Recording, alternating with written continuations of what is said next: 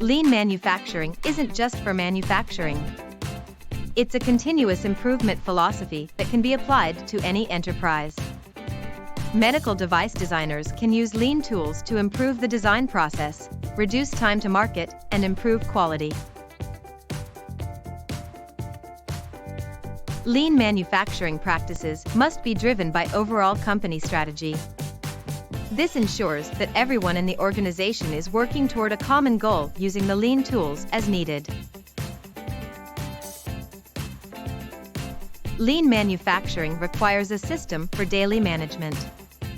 Each functional area of a business must measure its performance versus target on a daily basis to identify gaps and then apply the problem-solving process to close the gap.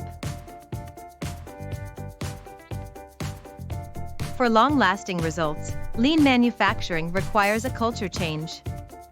The improvement kata approach has been proven to be quite effective in creating a culture of continuous improvement within organizations. Lean manufacturing requires a different kind of leader. Leaders must become coaches that can model and teach the problem-solving process. Design and engineering departments need this kind of leadership as well, to create and sustain a culture of continuous improvement.